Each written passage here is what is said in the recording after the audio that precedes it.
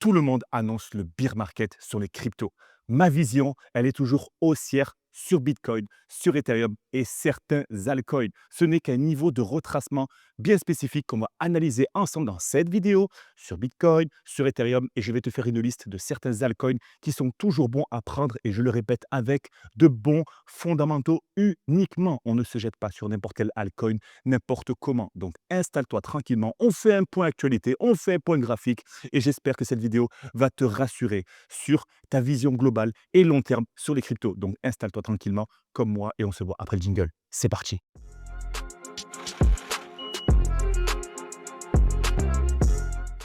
Avant que cette vidéo commence, pense à t'abonner et n'oublie pas d'activer la cloche pour ne pas rater nos 3 analyses quotidiennes le lundi, le mercredi et le samedi à 20 h. On commence bien sûr cette vidéo avec le désintérêt qui commence à s'installer côté investisseur, côté global, hein, suite à cette liquidation de cette fin de semaine dernière, hein. On va faire le point bien sûr sur ça, sur les liquidations très rapidement. On était presque à 2 milliards de liquidations hier, donc là on est à 1,70 milliard. 1,70 milliard de dollars se sont effacés du marché crypto suite à cette grosse baisse sur Bitcoin. On va voir ensemble si ça peut te rassurer certains niveaux bien spécifiques sur Bitcoin qu'on doit analyser ensemble parce que oui, ce n'est pas parce qu'il y a des bougies rouges sur le marché qu'il faut se désintéresser. Je le rappelle, c'est une question de mindset. C'est quand le marché baisse, c'est quand le marché corrige qu'il faut s'y intéresser, qu'il faut analyser, qu'il faut se positionner et bien sûr se mettre en retrait, observer lors des phases de hausse et prendre du bénéfice, du bénéfice, du bénéfice. Ton portefeuille, c'est comme un potager. Tu plantes l'hiver, par exemple, pour récolter le printemps. Tu plantes le printemps pour récolter l'été. Ok. Tu ne récoltes pas quand il faut planter et tu ne plantes pas quand il faut récolter, sinon tu rates. Tu rates les cycles. C'est pareil dans le portefeuille crypto. On fait le point ensemble. Donc, les liquidations, ce qui est bien sûr tragique, hein, des milliards de dollars envolés, des milliers de traders se sont fait liquider et ont perdu de l'argent, mais c'est bien sûr les règles du marché crypto, surtout en trading et ça fait partie du cycle, hein, c'est normal et je te rappelle que après chaque liquidation massive, le marché respire pour repartir. Ça ne veut pas dire que ça va arriver. Est-ce qu'il y va y avoir encore d'autres chasses de liquidité? On va faire le point graphique tout à l'heure. Mais avant ça, on fait un point TVL sur DeFi Lama. TVL, l'argent qui circule au sein des protocoles, l'argent qui circule au sein des blockchains. Je te rappelle que une blockchain, c'est une ville et à l'intérieur de cette ville, il y a des protocoles comme Ethereum, c'est une blockchain et à l'intérieur de cette ville d'Ethereum, il y a un bar tabac, il y a un supermarché, il y a une école, il y a un lycée, il y a un gymnase et c'est tous ces protocoles qui font vivre la ville, hein. Donc c'est important de faire un point TVL pour savoir, malgré une baisse, quels sont les fondamentaux qui restent debout, qui restent solides, qui ont encore la confiance des investisseurs. Donc Ethereum reste premier bien sûr, Solana deuxième, BSC troisième. Faisons un point. On remarque bien sûr que l'argent sort des protocoles, hein. Ethereum était à 90 milliards de TVL. Il est aujourd'hui à 65 milliards. On a perdu presque 30 d'intérêt sur Ethereum, ce qui est tout à fait normal dans une période de panique. Mais nous, ne paniquons pas, nous restons bien sûr bien focus et continuons d'injecter, s'il vous plaît, dans les bons fondamentaux. Donc Ethereum, Solana, Base aussi avec ses 4 milliards de TVL. Arbitrum, malgré le fait qu'Arbitrum chute, Arbitrum reste solide sur sa TVL. On va faire le point graphique sur Arbitrum, on va faire un point graphique sur Hyperliquide, on va faire un point graphique sur Polygon. Polygon suit aussi. Pourquoi ces cryptos continuent de baisser, continuent de baisser au niveau du prix du token, mais par contre restent à peu près solides sur leur TVL. C'est ça qu'il faut analyser. C'est comme ça qu'on arrive à se placer, se dire, OK, au prochain pump, ce seront peut-être les prochains acteurs du prochain pump. Ils prendront peut-être 50-100 d'un coup. C'est ce qu'on va analyser dans cette vidéo. Donc, petit point TVL fait, pas de gros changements, hein, pas de protocole qui se détache. Faisons un point maintenant graphique. Avant ça, on va faire un point sur les tops et les flops crypto. Donc, les 7 derniers jours, excusez-moi si j'articule mal. Celestia, bah oui, Celestia, tokenomique dégueulasse, malgré le fait que je suis très bullish sur ce projet. Celestia passe sous les 1 $, maintenant passe se rapproche des 50 centimes. Si vous possédez du Celestia, dites-moi en commentaire quelles sont votre vision sur Celestia. N'oubliez pas que vous pouvez stacker vos Celestia pour ne pas subir, bien sûr, cette baisse. Vous pouvez les stacker pour générer des intérêts composés, hein, générer des intérêts en Celestia. C'est toujours mieux que rien et de subir tout ça. Mais dites-moi ce que vous pensez de Celestia. Fun, hein, les meme coins aussi, subissent fortement. NIR Protocol, on m'a posé la question sur YouTube: «Qu'est-ce que tu penses de NIR Protocol?» NIR Protocol, c'est une blockchain, T-Player One avec de l'intelligence artificielle, donc forcément, elle subit actuellement, par rapport au flop, du narratif IA.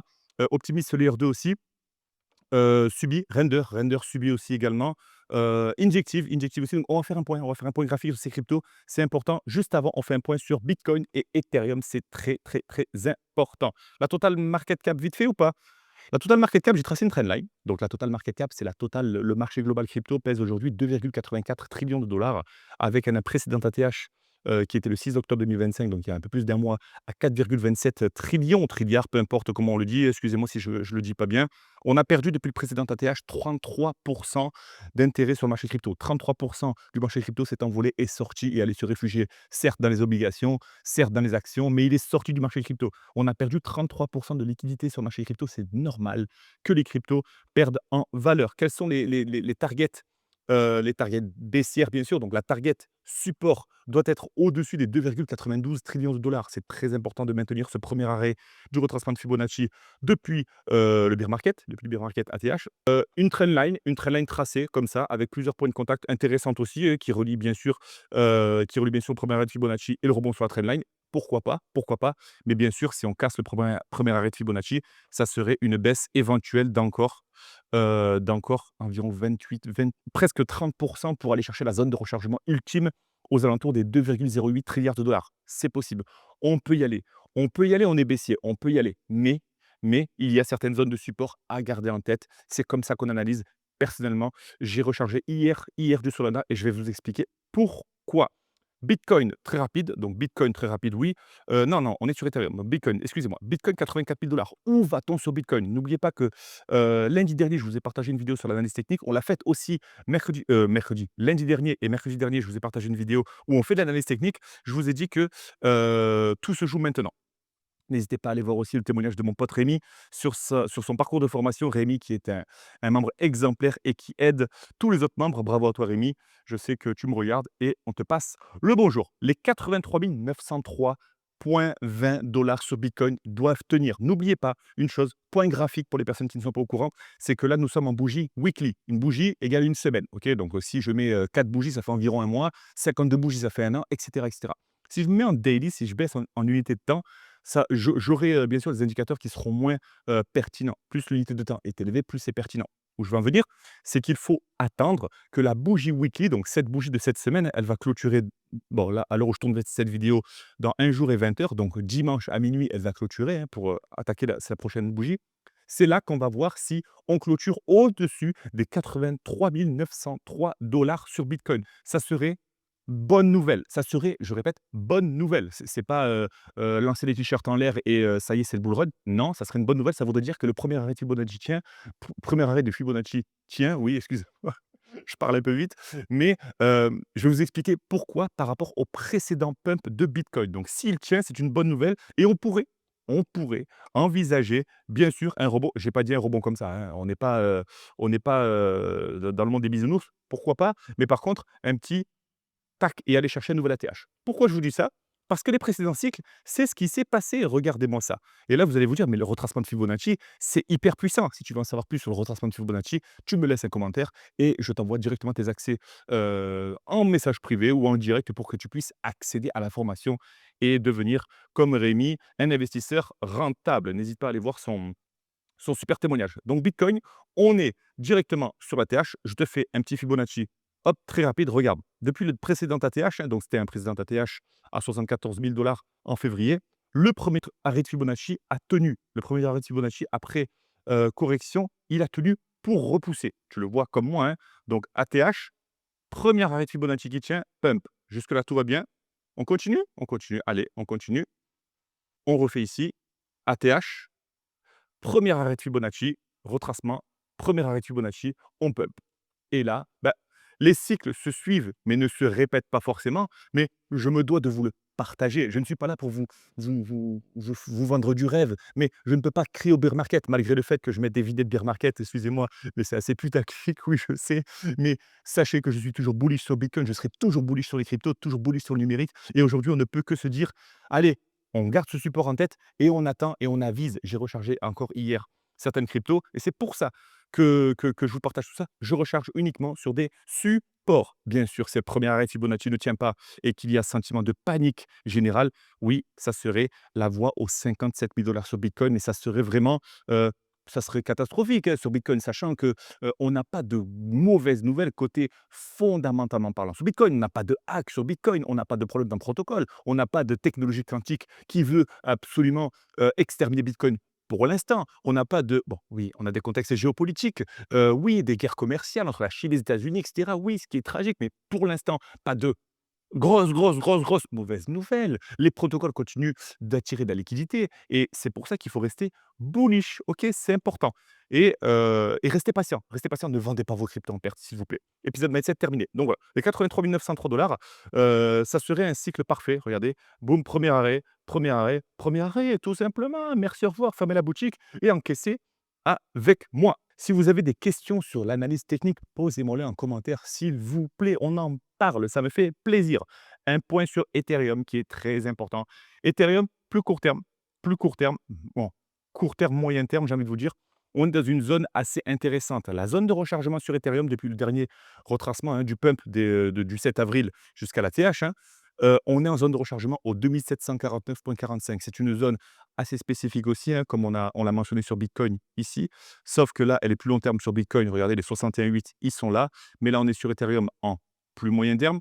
Ça serait bien d'avoir une réaction sur cette zone de rechargement, bien sûr. On attend la clôture de la bougie, on attend d'analyser la force du mouvement, la vitesse du mouvement, on attend d'analyser les figures, on attend d'analyser plusieurs choses. Là, je vous donne juste une localisation bien précise. On fera un point, bien sûr, sur les autres vidéos. Mais les 61,8 sur Ethereum sont à surveiller. 2749,45, il me semble, dollars. Oui, attention, vérifiez-moi bien cette zone. Donc, on reste bien sûr bullish. Je ne vais pas vous faire oh bien sûr, après, si on vient casser, on ira chercher les 2 000 $, hein, les 2 000 $ psychologiques. Mais pour l'instant, on reste bullish sur Bitcoin et Ethereum et on reste patient, mes amis. Faisons un point sur Arbitrum, c'est important. Arbitrum, je vous l'ai partagé plusieurs fois. Arbitrum continue de perdre en intérêt malgré une TVL qui reste constante. Que pensez-vous d'Arbitrum? Dites-moi en commentaire. Pourquoi je vous rabâche sur Arbitrum? Parce qu'Arbitrum, on est sur un top 10 blockchain, top 10 TVL. On est à 2,66 milliards de TVL. Ça veut dire qu'il y a 2,66 milliards de dollars qui sont injectés au sein de la blockchain Arbitrum. Arbitrum, je l'utilise pour envoyer de mes cryptos, de wallet à wallet. Je l'utilise aussi pour trader. C'est déjà beaucoup. Donc dites-moi ce que vous pensez d'Arbitrum, s'il vous plaît. Dites-moi s'il est capable de se relever. Mais n'oubliez pas qu'Arbitrum a encore des tokens à libérer. 1 milliard de market cap pour Arbitrum. On a 10 milliards de tokens Arbitrum qui seront au final libérés et on en est actuellement à la moitié de la supply. Ça veut dire que, petit point tokenomique, plus on va libérer du token, ben, forcément plus il va y avoir d'offres par rapport à la demande. Donc si on libère du token et qu'il n'y a pas assez de demande, forcément le prix, ben, il va dévaluer un peu, encore une fois, comme les billets de banque, hein. S'il y a trop de billets d'euros qui sont imprimés, notre billet d'euro perd de la valeur et on a l'impression que les prix augmentent. Non, c'est juste le billet d'euro qui perd de la valeur. Allez voir ce qui se passe en Bolivie, mes amis, s'il vous plaît, concernant l'inflation monétaire, ce qui est tragique. Gros soutien au peuple bolivien. Mais ce qui se passe, c'est tragique là-bas. Et encore une fois, j'espère que l'investissement crypto aidera ces pays-là à se reconstruire, à se préserver, comme le Salvador, comme le font beaucoup de pays d'Amérique du Sud. Mais l'inflation monétaire, c'est important de l'étudier. Et l'inflation du token, elle est toujours présente. Donc, Arbitrum, attention. On a aussi Hyperliquid. Hyperliquid, on a eu la hype, bah, la hype de hype Hyperliquid, vous savez, autour du trading décentralisé, hein. Peut-être que tu en as entendu parler un petit peu trop tard, hein, une fois que ça a pété, comme Aster, bien sûr. Mais Hyperliquid, selon toi, est-ce qu'il est toujours bon à prendre? Moi, Hyperliquid, j'avais tracé, bien sûr, un point de contrôle ici, mais regarde-moi ça. Hyperliquid, j'en ai rechargé, bien sûr. J'ai fait un petit aller-retour, hein, une fois qu'il y avait la baisse tragique des cryptos, c'était le 6 octobre, hein.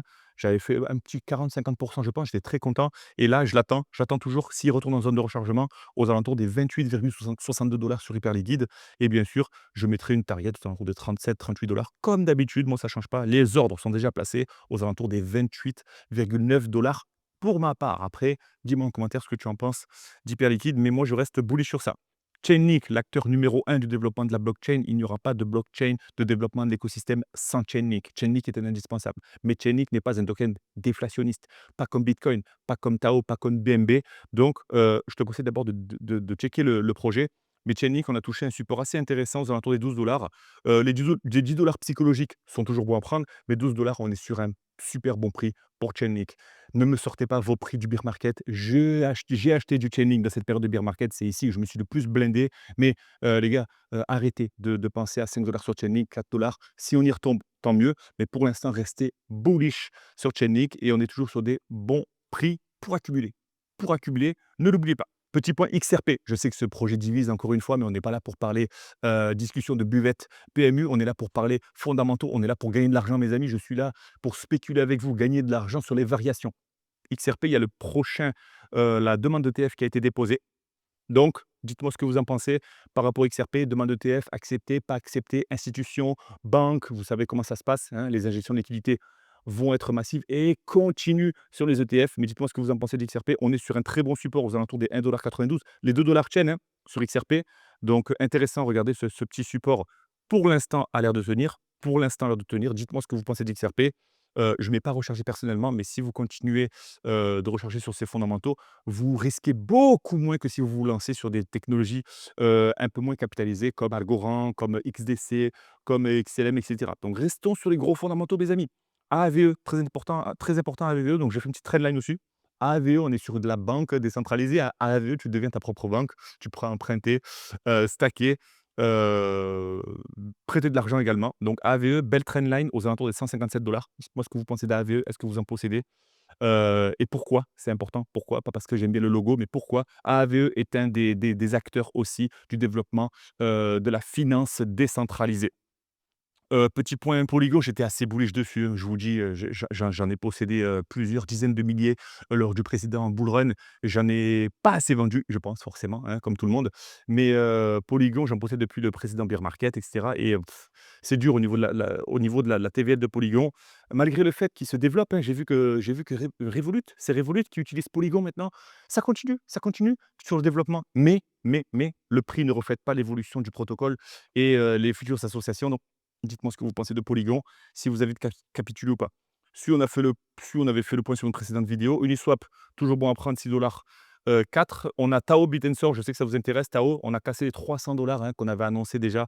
Donc moi, mon ordre a été validé, hein. J'ai racheté du Tao et ma prochaine zone se situe aux alentours des, on va dire 230 $. Donc là, on a 270. Je reste patient, je continue d'acheter du Tao. Tao qui est un token, bien sûr, déflationniste et au même titre que Bitcoin, ce qu'on appelle le Bitcoin de l'IA.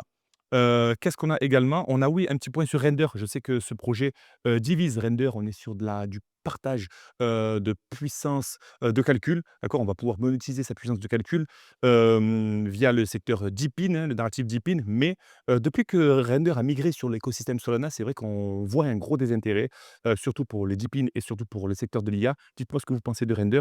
Mais Render, selon moi, c'est toujours bon à prendre aux alentours bah, là, un beau point pivot aux alentours des 1,3 $, 1,4 $, c'est ça. Mais, attention à ces projets comme ça qui sont assez verticaux, qui pump, qui font des ATH et qui ont du mal à se relever, hein. C'est vrai qu'on espère tous ça, c'est vrai, ça peut arriver, mais Render reste le leader dans son narratif. Mais quand on voit un manque de désintérêt comme ça, c'est important de se lancer sur l'analyse fondamentale poussée, se dire pourquoi Render perd autant d'intérêt. Est-ce qu'il y a un problème dans le protocole ou pas du tout? Ou pas du tout. Et là, on mise une pièce, on prend un risque et on fait confiance au projet et on injecte. Je vous dis une bêtise, hein, 50 $ par semaine, bon, 50 $ par mois, peu importe, à hauteur de votre budget, mais attention, le marché crypto est très risqué, il est très manipulé. C'est un marché qui est vraiment réservé aux personnes qui ont le cœur bien accroché, s'il vous plaît. Ça ne veut pas dire que je suis supérieur à quiconque, mais je maîtrise mes émotions, dorénavant. Avant, je partais dans tous les sens et c'est important d'en parler, mais c'est accessible à tout le monde. Rejoignez-moi sur mes liens dans la bio pour qu'on en parle, mes amis. Je sais que le Dodge divise également. Dodge, on a un ETF qui est prévu aussi, qui est une demande d'ETF qui a été faite sur Dodge. Dites-moi ce que vous en pensez, mais intéressant le Dodge à 13 centimes. Belle zone de support pivot aux alentours des 10 centimes, donc très intéressant sur Dodge si vous misez sur la validation de l'ETF, bien sûr.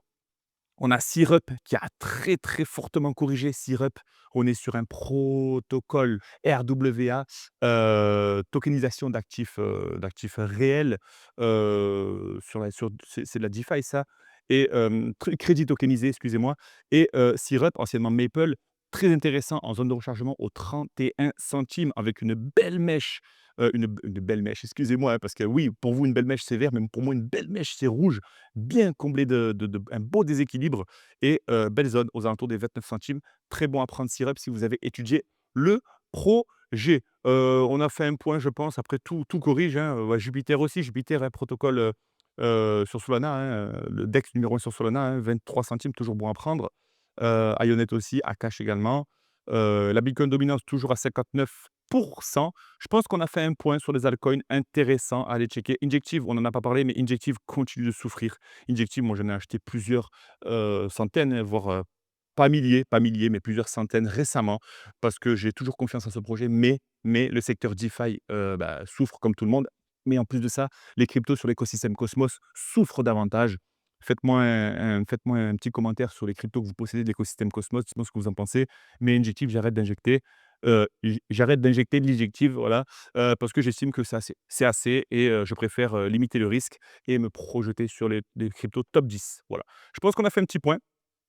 Dites-moi en commentaire si, s'il y a des cryptos que j'ai oubliés, hein, et n'hésitez pas et voilà, j'essaie de faire en sorte que cette vidéo ne soit pas trop longue et voilà, c'est bien de faire un point sur les cryptos qui sont toujours bonnes à prendre. N'hésitez pas aussi à aller voir votre vidéo d'heure de formation d'1 h 30 d'analyse technique. C'est gratuit, ça fait plaisir. Vous êtes nombreux à m'avoir laissé des commentaires. Merci beaucoup, mais n'hésitez pas aussi à aller voir les autres vidéos, que j'ai mis dans la playlist où je fais des mini formations. Si vous voulez profiter de mini formations, ça tombe bien, vous cliquez sur le lien dans la bio et vous me rejoignez sur tous les liens. Mais le moyen le plus simple de communiquer avec moi, c'est de me laisser un commentaire. J'y réponds directement. Tu me laisses un commentaire, je te réponds de suite. J'essaye de te répondre le plus rapidement possible et j'essaie de vous apporter mes lumières, concernant, cette baisse. Mais sachez une correction, c'est normal dans le marché crypto, c'est logique et c'est ce qui peut arriver encore une fois, mais on établira ensemble d'autres zones de support, mes amis. Je vais aller boire 3 bouteilles d'eau parce que j'ai plus de salive comme d'habitude et on se voit lundi pour la vidéo spéciale analyse technique du marché. J'espère qu'à l'ouverture,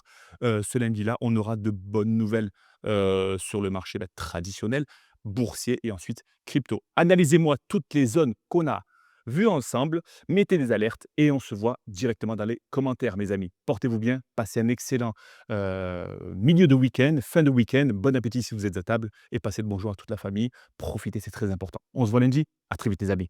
Ciao!